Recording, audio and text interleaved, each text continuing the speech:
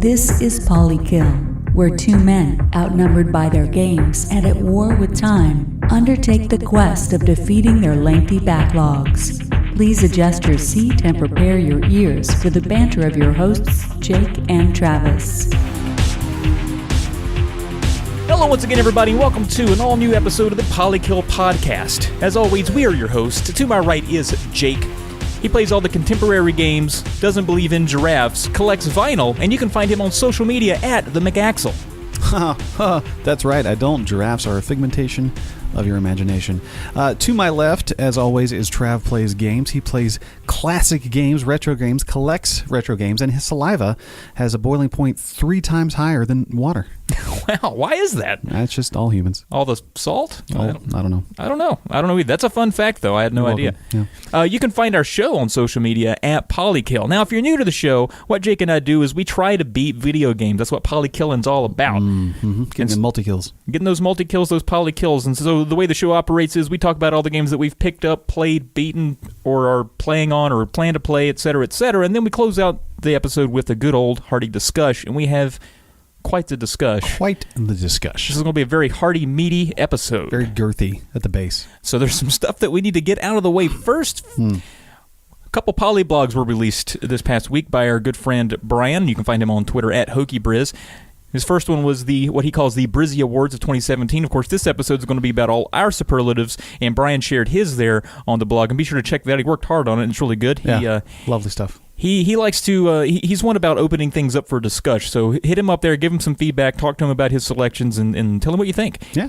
The other one is he recently went to Disney Springs, Orlando, and took part in the Star Wars quote-unquote hyper-reality attraction there, and had a lot of feedback about it. Sounds like he really enjoyed it, but if Brian being the VR aficionado of our group, for sure. Had a lot to say about it. It's very intriguing stuff, and if you are making your way down to Orlando anytime soon, reading this article might give you a good reason to go check that out. So yes, it might. Check out that blog first. You can find both of those blogs over on polykill.com.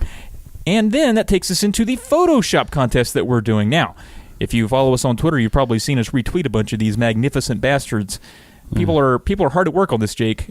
It's pretty great. It's pretty great. I've been following the old hashtag, which is Polykill contest. Polykill contest, and man, some of these are hilarious, and for different reasons. All of them are unique and special little snowflakes that I adore.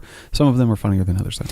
That is true. So you have until January 10th to Photoshop our face from any video of Polykill that you can find onto any image that you want, and well, of course, it's got to be safe for Twitter. And then send it out with that hashtag Polykill contest. Winners will receive a $60 game and a Polykill mug. Runners-up will receive a Polykill t-shirt. You don't want to miss out on that. So use that Polykill contest hashtag to submit your Photoshops via Twitter, and then once again, on this previously on segment, we will break away from our mics and make some faces and do weird stuff so that you guys can get as creative as possible. I have not been disappointed. I want to see more of these things. These are great. This is the best idea that we've had, and you need to, people are putting them out, so you need to go, first of all, go check out the hashtag, see what everybody else has done, and then try to top it. Exactly. All right, so last week we released Off Kilter 13, Close Calls. It was a close call. It almost landed on Christmas. We pushed it back a couple days. Yeah, just to, he didn't want to release it into the void that is the day of Christmas. So we pushed it back a couple of days, so it released this past Wednesday. So it's going to put the gap between these two episodes a little narrower than usual. However, I'm sure you've already listened to it and already loved it and are, just salivating for more Polykill, so here we are. We did release it right there in that holiday taint. Nobody knows what time it is, what day it is, where they're supposed to be, where they're going. Yeah. And so it might have been lost in the holiday madness, but be sure to check it out. Personally, it was probably my favorite Off Kilter. Really? There were some great submissions on that episode. I mean, I'm not surprised because it was a fun episode, but it's shocking. We've done 13 of those, and it's your favorite. That's absolutely my favorite. So that's please cool. Be sure to check it out. Now, setting up that next Off Kilter, which they release about a month apart, so you got a little bit of time, but don't wait. What we want to do for this one is we're definitely, as we do for all Off Kilters, we're going to need your help. We will. We want you to submit your odd, weird, funny, strange, or ridiculous news stories. The more local to you, the better, because we want to be able to have something that's sort of unique and people couldn't find on their own or weren't privy to otherwise. Find those, send us the link, and then what we'll do is we'll sort of paraphrase that down and read them on the show and sort of talk about all these ridiculous things. News stories can go any number of directions, so really it's wide open, but anything you think that's interesting, or funny or weird or stupid. Stupid criminals, that's always a good one. Always fun. Send those in. All right. And they don't have to be recent. I'll say that. Right. Okay. So now, got all that out of the way. Announcements over. Time for business meat. It's time for the meat of the business. Recent pickups and on the radar. There's no games. I just said out the way. There's no games on our radar. Not at all. There's no. Like it's the, I don't know. It's the dry spell. It's the the time between hookups. I guess it is the game release taint. It is. Sure. There's nothing. Nothing happening. Not a lot going on. But we, it being the holidays, of course, we were gifted some games or picked up some games through holiday sales. Sure. Jake, what have you picked up? I snagged a few. Now, I'll be honest, Xbox had a fantastic sale, but I only saw one game in there that I was even remotely interested in, and that's kind of weird because there's, I don't know, something like 600 games on sale on the Xbox store during this holiday season, and honestly, there's none of them that I was like, yeah, I really want that, aside from one, and that was, I hope I'm pronouncing it right, Jotun, or Jotun, but it's a little, well, I don't know if it's little, it was inexpensive, it was like $4, but it's a kind of like a slightly isometric action game, maybe some RPG elements, all hand-drawn animation set in this mystical Viking world. And it's just, it feels a little like, I don't know, maybe like Titan Souls a bit, but maybe not quite that difficult. But you just go through these corridors and get to the end and fight these big bosses and earn runes to impress the gods. And it's really quite charming. So if you see that one, I would recommend picking it up based on my hour and a half with it so far. Yeah, and if you're searching it out, it's Jotun in case the pronunciation didn't make that obvious. Yeah, it's pretty cool. Yeah. Yeah, I also snagged two from the PlayStation Store, one of which was Pyre, which is from Supergiant Games, which are one of my favorite developers. They made the hits, which are Transistor and Bastion. Both of those games are real standouts. Love the music from both of those games. Darren Korb comes back to Supergiant, or works again with Supergiant to do the music for Pyre. It's kind of like this weird hybrid of RPGs and basketball and set in this fantasy world. I'm really excited to play it. It was half off, so I couldn't pass it up. One of those games that I just needed in my library. The last of which is a game that I heard very little fanfare about. Only from a couple of people that are not even really in the gaming world as often as others. But it's called Observer, and it stars Rutger Hauer, and it's like this... I really don't know. Cyberpunk-y? Yeah, it's like cyberpunk, Blade Runner, mind hacker, mind fuck kind of game. Seems pretty wild, pretty out there. So I'm pretty excited to play that. It'll probably be one of those that we maybe bro up. Oh, yeah. Snagged it on the PlayStation. It was on sale both on Xbox and PlayStation, but cheaper on PlayStation, so that's why I bought it there. Cool. That sounds like a neat little crop of games. Yeah. 3 games that aren't, probably not huge. Yeah, not huge. Certainly not overwhelmingly popular, but interesting. Yeah. For me, I was gifted from my partner in crime over here, Persona 5. Yeah. A little holiday gift there. He knowing that I don't often finish turn-based RPGs, although there's some an update on that later in the show. I'm very excited to play this. I've actually put a little bit of time into it so far, and it's pretty good. Pretty good. So thank you for that. You're welcome. And then my wife, I have a sort of a revolving Google Doc of my...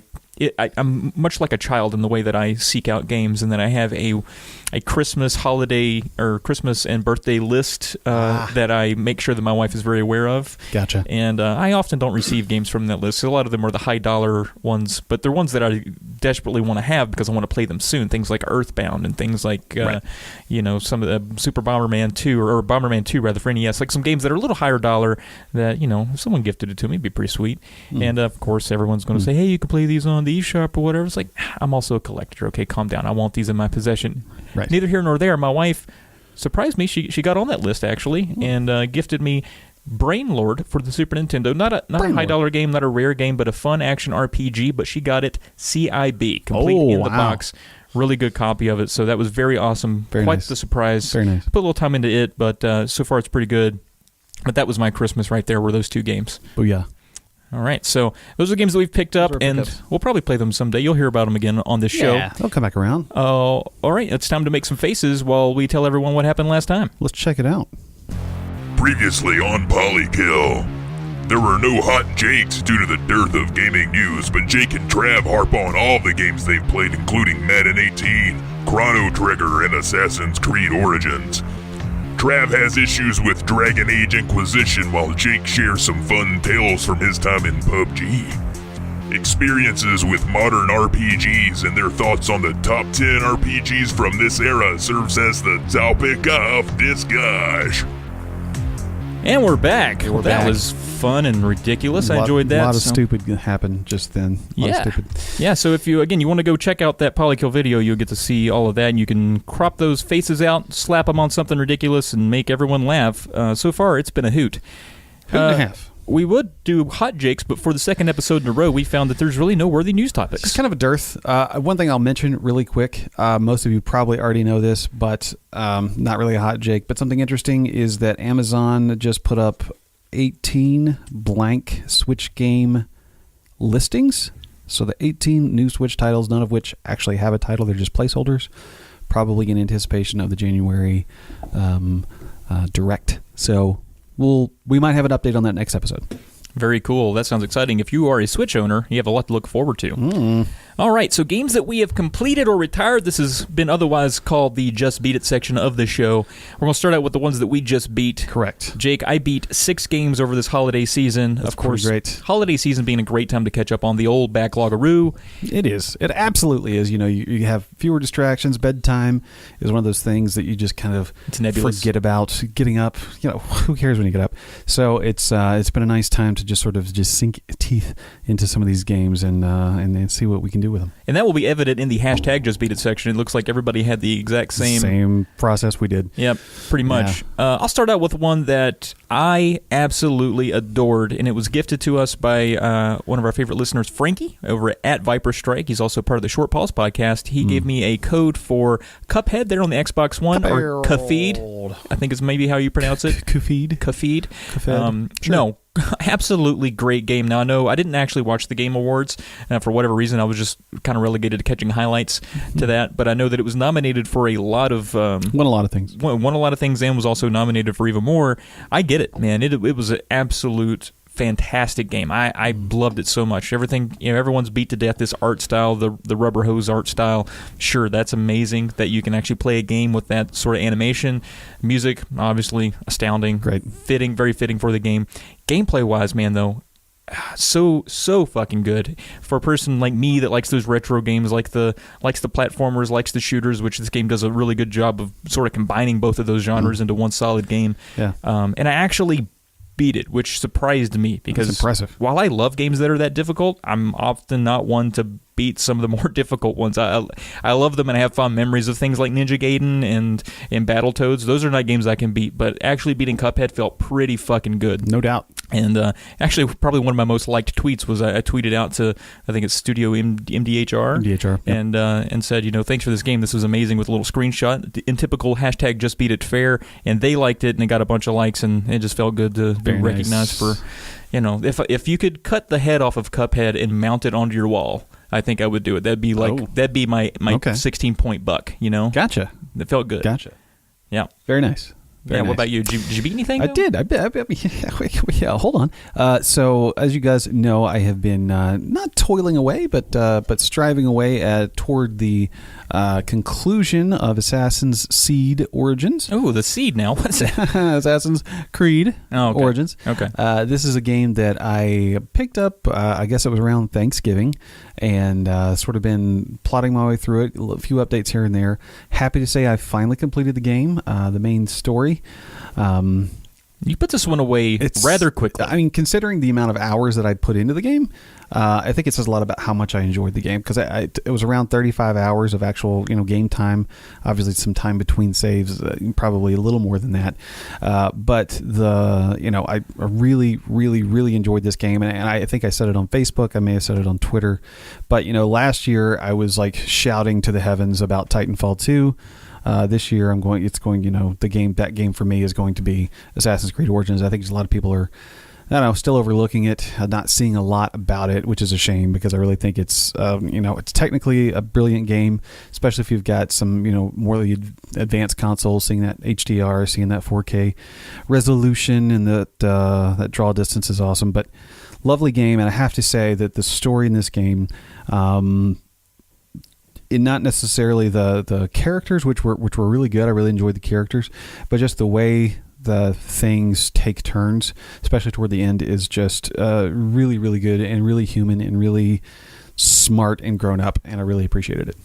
It sounds like you really enjoyed it. I think a lot of the reason that it's not being talked about, people are hesitant because it has Assassin's Creed right there in the title. Don't be hesitant. It's an entirely different game. And people are still burnt out. I don't think, even the Assassin's Creeds that people had issue with, aside from, let's say, 3, but even those last, 3 or 4, I kind of, that sort of had those throwaway names like Rogue and Unity and some of those that don't really stick with you. But in general, they weren't bad games. They were just like buggy or glitchy, or they had just a recycling, right? But you're saying that they've taken this tried and true Assassin's Creed recipe, sort of flipped it on its head a little bit. It's still an Assassin's Creed game, but it's also different enough that in many ways it feels like a reboot. Right. Which is probably why it's called Origins. Kind of starting fresh. Yeah. So that's good. I'm glad you liked it. And like you said, it's not catching. It just doesn't seem to be, and maybe there's a lot of people out there that I'm just not talking to or seeing, stuff from, but it just does seem like it's one of those that's quietly under the radar. But a lot of people do appreciate because I watched the Digital Foundry's like technical, achievements of the year video, and it was number 2. So like they love how the game was put together and the techniques to, make it as pretty as it is. And it's a good game. Well, maybe as backlogging goes, what we see a lot of times is if it's not a game that people feel like they need to play right here, right now, we'll start to see it crop up on the hashtag JustBeatIt's here in a couple of weeks when people get around to it. You all should all play it. I got a quick one I'll get out of the way here. Mario Bros. On the NES now. It's an arcade game. Mario Bros. Yeah. Sort of loops. It's the old one where you're down in the sewer and you got to, smash the PAL button thing. Yeah, you smash the PAL button. You're shooting crabs and weird bugs and other turtles and that kind of thing. Well, it loops after stage 13. I made it to 33 and thought, hey, I think I consider that a win. Sure. No credits on an arcade game like that, but I considered it a win. Yeah. I'll move on quickly to another one that I played. Now, it's sort of a predecessor to the Cartridge Club Game of the Month for December, which was We Love Katamari. I played Katamari Damacy there on PS2. How'd you like that? Didn't know what I was getting into. I'll tell you what, though, it's fucking crack. Yeah? And it was made by people who also loved crack. Very nice. It's have you played any of them? No, I'm complete Katamari virgin. You don't know anything about it, though. I mean, a little. Okay, you're a ball. You have a little guy who's pushing a ball around, and you're collecting junk and turning them into stars. Pretty cool. It's oddly addicting because there's nothing like it. Sure. Yeah. I can't get that experience out of any other game. I don't know if it's actually. I don't know if I was having fun or if I was just curious of where this was going, and it goes nowhere. But it's still fun, and I got credits on it. You do. I mean, it's ridiculously fun. You push it around. So there's these stages, and you start out the ball. You got to pick up little things. So you run your ball in little things, and it sort of sticks. And like imagine the ball's sticky. And you're picking up random shit, like you're picking up Nintendo consoles, which this is a PS2 game, but there's like for sure an NES console on the ground. You can pick up like sushi, you can pick up shoes, hammers, and then as you make the ball bigger, then suddenly you can pick up bigger things like furniture or occasionally people, and then eventually you get so big you're picking up buildings and entire towns, and then you have to do all this within a time frame. So you sort of have to. There's some strategy that you want to get to the small things as quick as possible and get to that next tier of things. And I don't know why I love it so much, but I'm sure people that have played, We Love Katamari and some of the other ones that have come out are more than familiar with how the game works. Cool. I played, I think this is the first one. I don't know, maybe it was the first one to come to the States. I'm not real sure about the lineage there, but interesting. Fun time. It was pretty cheap too. It was like $10 to pick up. So sweet. So go out and grab it. Did you beat anything else? I did. I beat Uncharted Lost Legacy.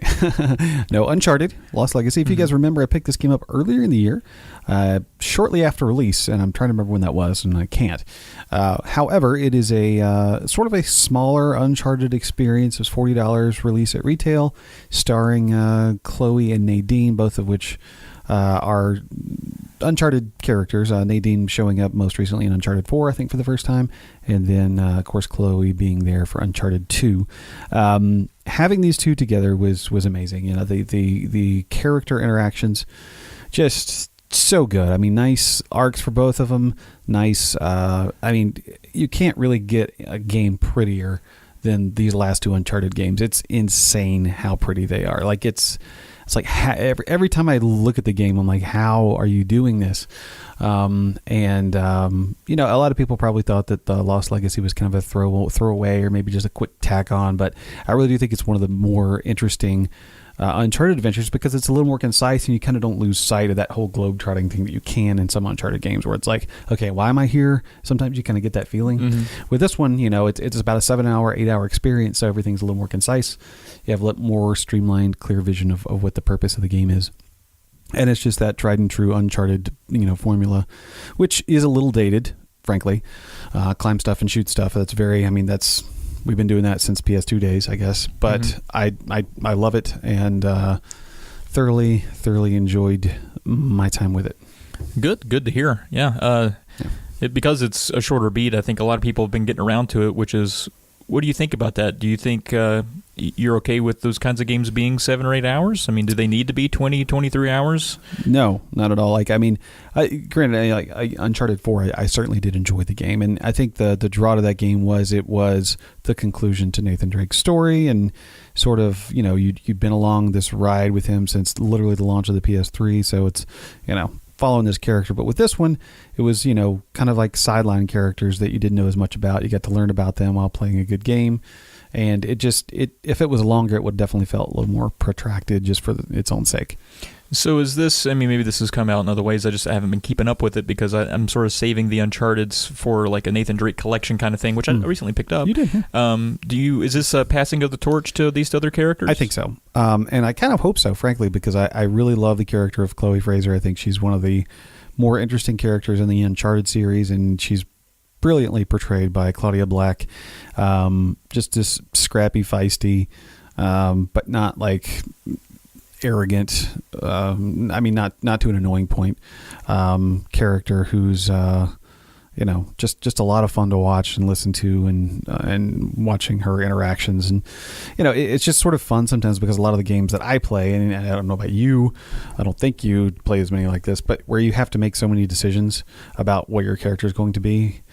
Sometimes like the Walking Dead games, or maybe an RPG where you're just kind of an avatar. You kind of have to be on control of that. This is fun to just sort of play between character development. Like, I'm going to run around and shoot things and swing on things and solve a puzzle, but how the character develops is completely up to the game. It's kind of a nice break. Oh, okay. Interesting. I'm glad you enjoyed it. Sure did. I finished a game that you gifted me a couple months ago. 999. Oh. 9. Or as they call it in Germany. No. No, of course. 9 doors, 9 persons, 9 rooms, I believe. Maybe not in that order. Something like that. Pretty fun game there on the DS. Part of the Nonary game series. I really, really, really, really enjoyed this game. Awesome. Until the very end. Nice. The one stink I have with it is that you can do everything right and win the game, or, complete it and not get the final ending until you go back through and do everything the wrong way. And by that, there's certain doors you can choose, certain routes you can take, certain people you can sort of align with throughout the game. And it wants you to see both sides of that before it gives you the official ending. And I didn't really feel like going back through it. Now, sure, you get some different scoop and you get a different perspective and there's different puzzles, but I did everything right the first time. I feel like I should get credit. So I didn't go. Sure. I'm counting it. Well, of course. Fuck you if you don't like it. Yeah. I'm doing it. Do it. So, but I still have to recommend it. I mean, if you're the kind of person that wants to get every ounce and every minute out of every game, go through and play it twice and love every second of it. For me, I have way too many other games that I need to get to, and I felt like I got the perfect experience out of my first playthrough for it. So, I did enjoy it quite a bit. I'm going to pass it off to Brian. He was interested in it. So, oh, cool. So, Brian, do everything wrong the first time. Yes. And then go back through and beat it. There's a game that you and I beat together. It is. We just beat it together. Finally. We beat it together in a room together, just beat it. We beat it for almost a year. I thought it felt longer, but when we looked at it, it was a little bit less than a year. I think it was last January when we finished Metroid 2 there on the Super Game Boy. Right. And then the last one we bro-opped. Yes, indeed. And, man, Super Metroid, what a great game. Crazy good game. It's one of those that it's always kind of like right there on the edge of feeling like slightly imbalanced, but you always feel like that when you screw up, it still is your fault somehow. You never feel completely cheesed. In the first Metroid, the OG on NES, I always felt like it was completely unfair. Like very brutal game. Very brutal, very, top heavy in terms of difficulty. This one didn't feel that way as much to me. A little more freedom in how you could approach things, and I don't know. I just felt a little more powerful, which was cool. I often wonder though if our experience was our experiences with the previous Metroids built us up to be decent at Super Metroid. It's possible, because we did, play through both of them. Yeah, I feel like if we went back to the OG now, we'd have a better respect for it because we sort of understand how Metroid is communicating to you, like as a gamer. And it's also possible that that Super Metroid was the third game they developed, so they understood how to communicate that better. Yeah, it took them 3 years, I believe, to develop. It was one of the longest developments for a Super Nintendo game. Yeah, and that makes sense. A lot to it. Almost genius design, in my opinion, just the way that the map is utilized, and where it's a little confusing. Of course, we did a lot of that to ourselves by playing it with such breaks in between that we would often forget where things were, and so that slowed us down a little bit. But I mean, it's one of the very few games I'd consider playing through again. Honestly, it was that fun. Oh, yeah. So I might give it a break for a year or two and see if I can come back with a fresh mind and try her again. Super awesome game, though. Of course, that's no news to anybody if you're a gamer. Most of you probably have played it. Finally got that feather in our cap, though. Feels good. It does feel good. Yeah. The first 3 old school Metroids, probably the magnum opus of the series, and we beat them all in the last 2 years. So it's been awesome. Pretty cool. What about some other games that you beat? Yeah. So I did beat one more. I did beat Lice is Strange Before the Storm. Lice is strange. Yeah. It just gets right up in your hair. It's real strange. No, Life is Strange. Oh, that's a different game. Life is Strange. Now, you and I both love the OG Life is Strange. It's Absolutely. One of the...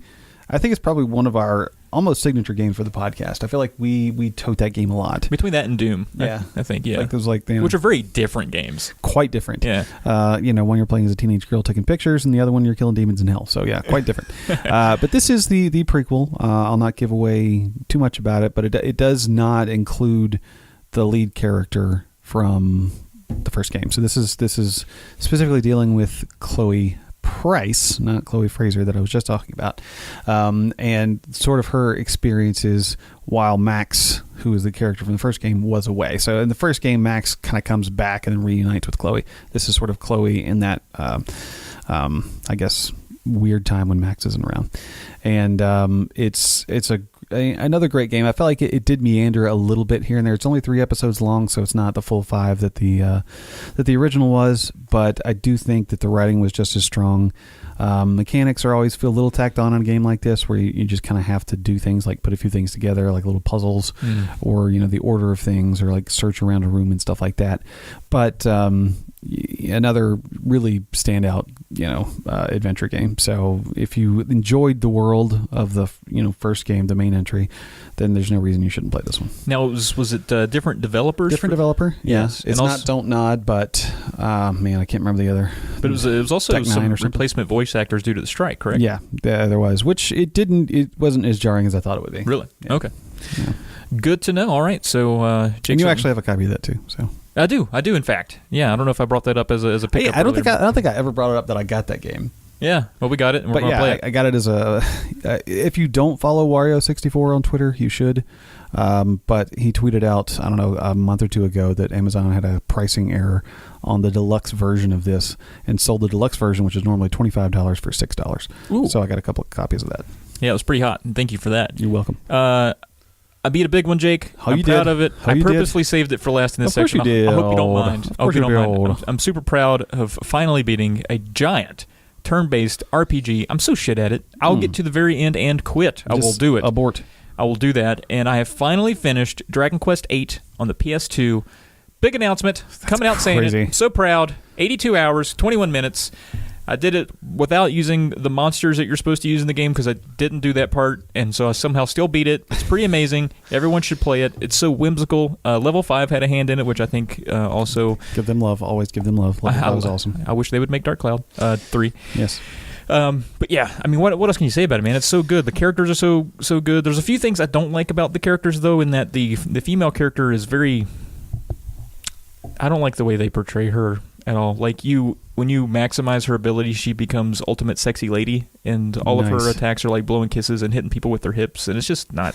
It's not okay nowadays. No, that's dumb. It's silly. Sometimes I feel like that a lot of those RPG developers are a little bit behind the curve in terms of gender equality. Yeah, this was 10 years ago, but it's 10 that part years? is, or no, it's 15. Yeah, it's I'm gotta sorry, be. Yeah, it's longer. It's gotta be longer. Than that. Still, I mean, aside from that, I think it's a very strong game. Just the music and just the colors and everything, it makes me so happy. Even when it was, kind of kicking my ass, I still have a good feeling about this game. It makes me happy. That's one game series that I love the music almost universally in is Dragon Quest games. I love that main theme and just how it's. I don't know. It wears its electronic influences right on its shoulder, and I really like that. Yes, sleeve, not shoulder. Right. Also, the story is kind of neat. It's sort of this, it's very high fantasy, medieval sort of fantasy. There's a king that's turned into a frog, and you got to defeat an evil thing. Maybe it's a little bland by modern standards, but it feels very fairy tale, and I really like that about it. It's a good escape. Yeah, it was very like. I would almost say cut and dry in terms of how it operates. You know how a lot of those RPGs will have so many twists and turns. Chrono Trigger comes to mind, where it's sort of hard to keep track of everything that's going on. Final Fantasies do this a lot. There's just so many dives and twists and turns, and every character almost has to have its own 3 or 4 hour story with it. This was 82 hours of just a pretty decent. Like I felt like I was in on what was going on the whole time, which is pretty. That's good. Awesome. Maybe I'm admitting that I'm stupid and don't get most games, but I like this one. All right, so that takes us into the Let's Get Wild With It, the hashtag Just Beat It section of the show. Just beat it. Just beat it. If you beat a game.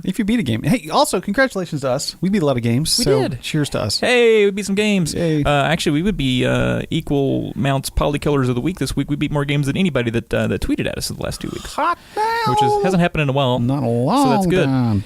So hashtag Just Beat It. Use the hashtag Just Beat It. They're on Twitter. Send a screen cap of your game. Maybe tweet at us too. That helps. Yeah. Also, tell us what the game is. What the game we is. don't know what those credits mean. Sometimes we don't. Like unless it's Hideo Kojima, we're probably not going to know who made the game. Or what the game was. Yeah, exactly. So help us out there. So let's go ahead and get started.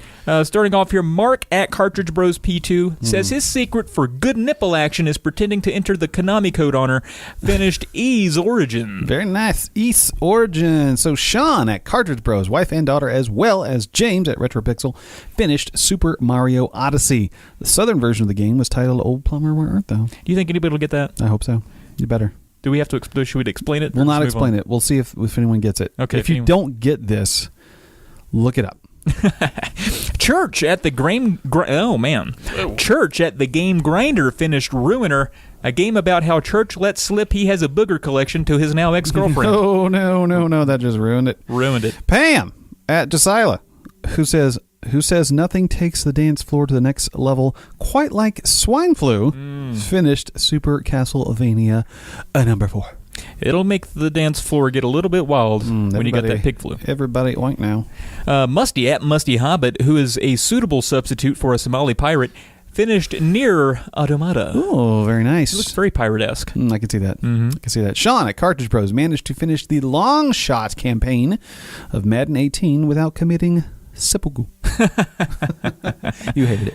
I did. All right. Catherine at K_song finished Insane Cold, a game about Canada. It's cold there. Canada. It's colder than Mars in places, I hear. Yeah, it's true. It's true. Frankie at Viper Strike, who doesn't need drugs to get high. It just rubs hot meatloaf on his soft belly instead. Finished Injustice 2.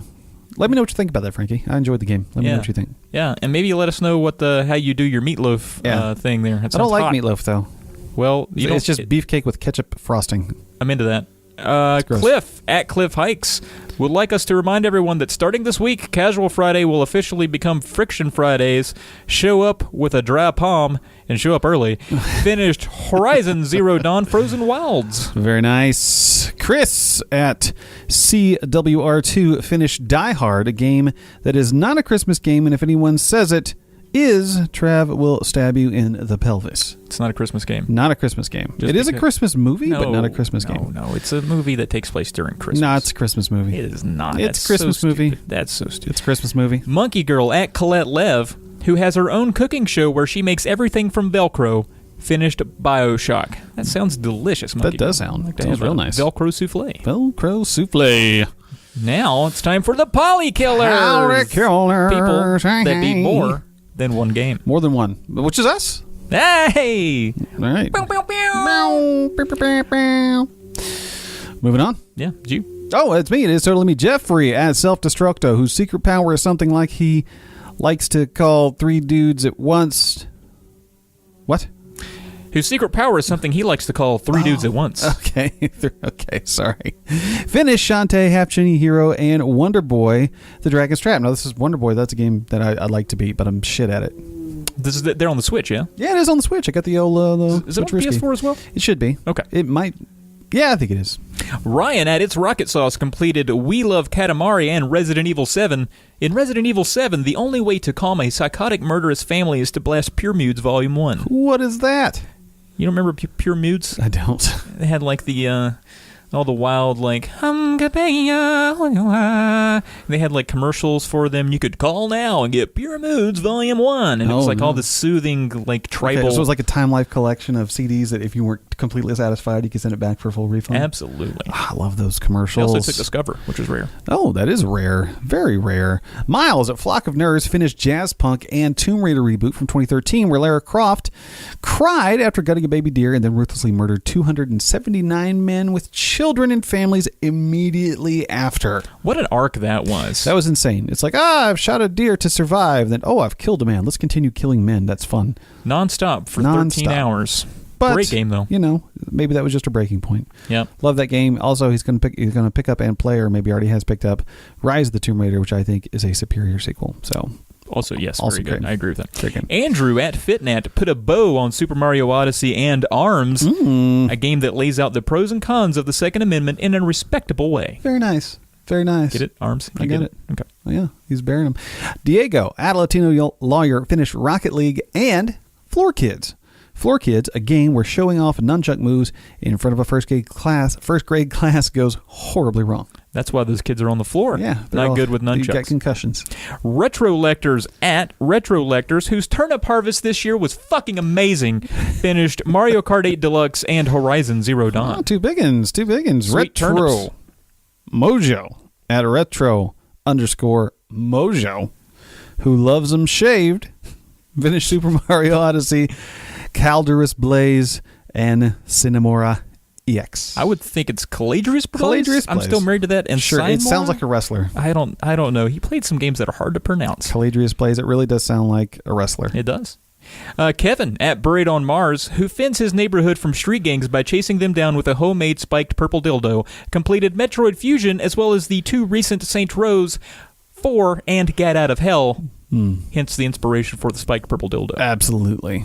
Dean at round_2_gaming, Wolfenstein 2, Excalibur 2097, and Patapon. Beat all 3 of those.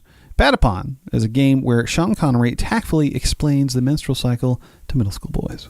Makes sense to me. Can you do a good Sean Connery? I can, but I really don't use that topic, so I'm not going to. Kyle at all caps Doppler, who has struggled with the rare condition of mushy tushy for over 20 years, completed Left 4 Dead 2, Hand of Fate, and Risk of Rain. Risk of Rain, that's a nice little roguelike. Came in on PC. I think it was eventually going to make its way to Vita. Not sure if it did, but it is on PS4. It's a lovely little game. Have you ever played it? I have not. You should. It's fun. It's fun. It's difficult, though.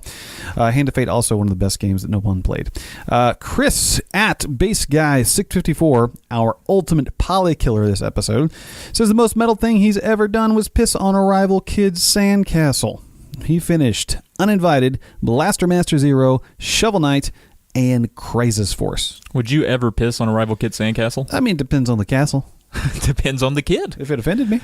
Yes. Absolutely, I would. Fun times. That's pretty cool, Chris. Good job on beating all those games. Yeah. Blaster Master Zero is one that I'm That's one interested you want. in. Yeah, one day when I switch it up. That's what I'm One going to day. play. All right, so that does it for all the hashtag Just Beat It. Once again, take a screenshot, send it in, use the hashtag, let us know, tell us what the game is, and we'll make fun of you here right here on the show. Probably. Now, for games that we've added to our backlog, of course, we've all wiped some out this holiday season, the end of the year. It's time to shuffle some back in. Yes, we had some resolutions we had to meet. We had goals. We had plans. We've knocked them out. Now, we must add to the pile of shame. Mm-hmm. I added Pain Lord, or Brain Lord. I thought it was one of the S&M games. Yeah, it could be. Pain Lord. There on the Super Nintendo. Played it a small amount already, enjoying it. Going to add it to the backlog. Going to beat it probably very soon. Nice. And also Boten Sphere? Boten Sphere. I don't know. Sphere? You What? give me nothing. I know, much like Odin Sphere for their PS2. Played a little bit of it, too, because, right after Dragon Quest VIII, I was like, finally, I freed myself up to actually play another PS2 game for once. It's been 2 years. Threw that one in, not knowing what to expect, and it's very, very, very intriguing. Art-wise, almost like a cutout, like storybook cutouts for the art style. I don't know if you've ever seen it before. I have. Everything's very interesting. And the way it's played is, the map is just a circle, and you keep going in a circle, and there's exits in the circle. It's probably a sphere. I doubt if it's a circle. It's probably a sphere. Well, it's actually there's no sphere. It's 2D, but it's very much supposed to be a sphere, but it doesn't really work that way. But it's very cool. I really enjoy it. Just it's nice. It's just bonkers enough for me to like it. So booyah! Those are two that I've added to the old backlog. Booyah! So I added Pyrex. What is that, Tupperware? Yeah, no, it's glass. What is that, glass? It's probably glass. You can make Pyrex casseroles. Yeah. No, but it's Pyre, which is the game that I mentioned earlier, which picked it up from Supergiant, Observer, and Jotun. So, like, the 3 games that I bought, I feel like all these are small enough, manageable enough to play through, to go ahead and add to the backlog. I really have no idea how long it's going to take to beat any of these, but I'm assuming 10 hours or less for at least 2 of them. I think Pyre might be a little bit longer, depending on how much time you want to put into it, but we'll see.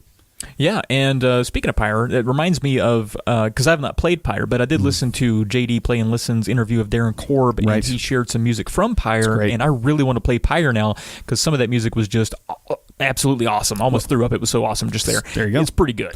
So it's $10 right now, so you should pick it up. Yeah, I should do that. Now, if you want to throw up because things are so awesome, what you need to do is head on over to Caltech, Cowden.tech, rather. That's the website. Caltech is fucking Caltech sponsors this episode and all of our episodes. Why can't I read? It's like right there. I should just read it. This episode is sponsored by Cowden Technologies, LLC. Caltech focuses on product development in robotics, web apps, mobile apps, home automation, or some combination of the above. To learn more or to start a conversation about your future product or idea, send an email to info@cowden.tech. That is info@cowden.tech. You can now go to cowden.tech as a website and see all the things that Cowden.tech is up to. And we also want to thank Cowden.tech because without Cowden.tech, we could not give you the prizes from the hashtag Polykill contest. Yes. So a special extra thanks to Caltech for that. Absolutely. So if you like what you're hearing so far, check us out on Facebook. That's facebook.com/Polykill podcast. You can also find our stuff at the Cartridge Club website. That is cartridgeclub.org, short for organization. Organisms. There you go. You can also find all of our content at polykill.com. And if you want to message us, send us an Alf Kilter story, maybe a compliment, maybe some PayPal money, whatever, you can use polykillpodcast@gmail.com. Just kidding. Don't send PayPal there. We don't have the PayPal set up for Polykill Podcast. But we will if you send us money there. If you do, we'll figure it out. Also, if you didn't catch it last time, we're on Spotify now, which is pretty cool. It's pretty cool. It sounds pretty good, too. I mean, why does it sound better there? I don't know why. It just sounds really good, like audio quality. Like I turned it on in the car, just listening. It's like, my God, this sounds amazing. So if you use Spotify, you should be able to get all of our podcasts. Everything we've ever done is available there. Also, of course, we're available on things like iTunes, Stitcher, Google Play, all that stuff. So just if you use those, give us a like, give us a thumbs up, give us a subscribe, give us a heart, give us a wedgie, whatever you can do on those things. I don't know. Also, last but not least, our YouTube channel, which is just flourishing right now. We've got millions of subscribers. Thank you. Please like and subscribe, share. I'm just kidding. We don't have 100 yet, but eventually we will. And that's where you can see our faces for the contest. We're probably going to do our best to create some more unique video content in the upcoming year. So make sure that you are tuned in at our YouTube channel for that. Yes, and thanks to everyone who has already done all those things. Absolutely. Please continue to do so. We love you. Now that takes us into the long play. Got extra into it this time. It was good. Hoping maybe it will make it better at least once. Yes. Games that we are spending the most time with in our backlog. Yes. What's yours? For me, I have moved on to Baloney 5. Nice. Bologna 5. I'm sorry, Persona 5. Persona 5. Dude, it's weird and I love it. It is very weird and I'm glad you love it. It feels like a 13 or 14-year-old's, fantasy dream about getting back to, getting back at all of their abusers and wrongdoers and people that have crossed them in their past. It just feels like that fantasy. I don't know, like a good dream or a fever dream almost of violence. I mean, it really is. I mean, it's one of those things that sort of transport you. Even though I've never been to Tokyo, never lived in Tokyo, never had friends, never went to high school, I feel like I've been there. Yeah. It's very familiar. Now you're saying you never had friends in Tokyo, never went to high school in Tokyo? No, just any of those things in general. But no, I really do like the vibe. The music is awesome. The animation is awesome. The gameplay is awesome. The setup is cool. The number of things you can do on the side is awesome. It's just an awesome game. You should play it. I know I haven't finished it. But I've put 20 hours into it. Okay, so I've been there enough. So you've gotten through the tutorials. Oh, absolutely. Okay. What are you playing long term? Long term, I'm probably going to decide very soon what it's going to be. I'm between two different games right now. JD would probably push me toward one over the other. Prey, most likely? Prey, most likely. But it's between Prey and Shadow of War. Now, here's my dilemma. I really do want to play Shadow of War. Because I like the gameplay, I like the aesthetic, I like Lord of the Rings. It feels kind of, I don't know why, but like when it gets cold, I'm attracted to like high fantasy. I don't know, it's weird. But I just did come off 2 third-person action-adventure games. In Uncharted and in Assassin's Creed. So I don't know if I'm ready to switch to a first-person game that's more shooter-based and more, interactive like that. So we'll see. We'll see how it goes. So what's holding you back from things like, let's go over it again, The Witcher or Breath of the Wild or Horizon Zero Dawn? Right. I need the mental space for that. And we'll hear more about that in the next episode. Okay. And then, so side quests, games that we're playing on the side, games that we're not telling our long play about, we're just sort of gnawing away at them as we get time to do so. Sometimes you just get in the mood for a different game than your long play. Right. Sometimes you just want a side chick. For me, Chrono Trigger. Now, I think I just started playing it right after, or maybe just before that last episode that we did. Just before. And I'm near the end now. And so I got a little burnout on it there for a minute, so I switched gears to Dragon Quest VIII, but I do plan to go back to Chrono Trigger and finish it up. I have some, maybe I'll save it for when I actually finish the game. Okay. But I have some maybe unpopular opinions about this game. Fair. And also, my wife and I finally jumped back on the horse. I don't mean that sexually, but we've done that as well. Baldur's Gate 2, a Dick Alliance, which is a weird thing to say after I just mentioned my wife. It's Baldur's Gate to a Dick Alliance. To a Dick Alliance. Yeah. Okay, I see. So, you can't get to the Dick Alliance because of the gate that's in the way. Right. I understand. It's Baldur's. I think Baldur's Gate Dark Alliance 2, we're playing that on the Xbox. Pretty fun. I'm still enjoying it. I mean, it's much like, Much like the first one. Much like the first one. Absolutely. Very Diablo-esque. You just run around and stab shit, get loot, rinse, repeat, do missions. Stab, steal. A lot of fun, though. Very addictive. We end up playing it too late every time, which is a lot of fun. So I'm actually sad that we might beat this game, and then I guess we could play Gauntlet or some of the other games that are similar to it. Yeah, truth. But we're having fun with it. So sweet. That's where I'm at with that. What about you? On the side, I am playing Golf Story on the Switch. Interesting. There you go. How's it going? Oh, good. I've completed the first world/course, and I've moved on to the second one, which is sort of like a dilapidated mini golf weird hick town, and it's pretty fun. So interesting. So. Yeah. Do you have to play golf in this game? You have to play golf. Yeah, that's part of the game. Do you have to be good at golf? You have to get good at this game's version of golf. Okay. It seemed like I did play a minute of it on your Switch one night, and I found it to be very easy, the golf aspect. Yeah, it's very intuitive. I mean, it's much like, I would say Mario Golf for Game Boy or something like that, where it's pretty streamlined. This does throw little wrinkles at you, like on even like the more pristine courses, you got little moles that are hiding out. And they have like ranges they can jump out and get your ball. They can get your ball. And where they put it is completely random. Sometimes they might just throw it in a bunker, and sometimes they might just put it right back in the fairway for you. Yeah. So it's kind of a coin toss as to how that'll go. But it's charming. It's fun. I really do enjoy the little world that it's created, and I love the idea of a golf RPG. I don't know why it's not been one made till now, but this is a good one. I'm glad it took its time getting here. Yeah, it's very weird. I'm into it.